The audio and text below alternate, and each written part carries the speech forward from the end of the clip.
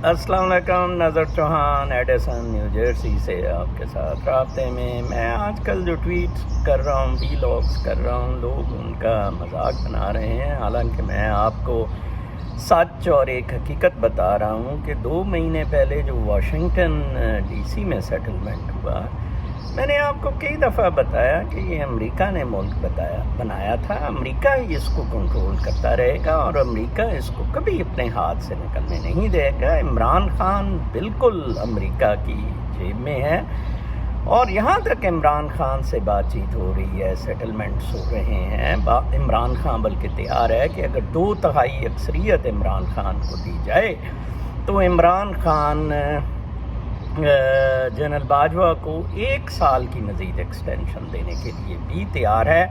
Otherwise Faiz Hamid بھی is very close to U S A, and U S A کا ہی وہ ملٹری چیف ہے، وہ بن جائے گا۔ تو یہ معاملات بڑے سیٹلڈ ہیں، اسٹریٹ ہیں، چودھریز کا آپس میں آپ دیکھیں پیچ اپ ہو رہا ہے، اب معاملات اسی طرف چل رہے ہیں۔ ہاں، ایک چیز پہ مجھے تھوڑا سا ہے، وہ ہے کہ یہ کرپشن کا I don't think Imran Khan will be able to really undo the N R O means کہ جس طرح NRO-1 جسٹس افتخار نے انڈو تو کر دیا تھا، لیکن سرے محل شل جا چکے تھے، سب کچھ ہو چکا تھا۔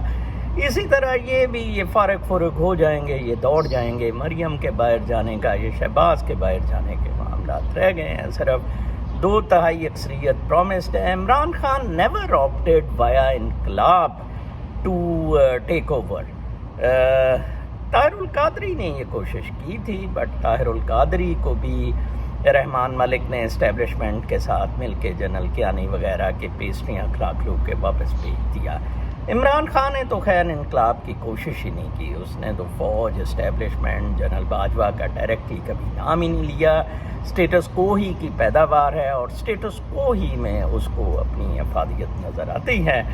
تو یہ صورتحال ہے، تو عمران خان NRO بھی انڈو نہیں کر سکے گا۔ دوسرا معاملہ چین کا ہے، تھوڑا سا وہ بڑا ٹیڈیس ہوتا جا رہا ہے، کیونکہ چائنا مین کو پاکستان نے، مسعود خان جو کافی دیر چین میں امبیسڈر رہا، اس کو پاکستان نے ادھر امبیسڈر لگایا ہوا ہے یونائٹڈ اسٹیٹس میں۔ اگلے دن جو بائیڈن جو پاکستانی پرائم منسٹر سے نہیں مل رہا تھا، وہ اچانک اوول روم میں جناب اس نے اوول آفس میں ملا مسعود خان سے، تو چین بڑا ورڈ ہے اس معاملے میں اور چین وان کر رہا ہے انہیں۔ تو Imran Khan has ditched China to.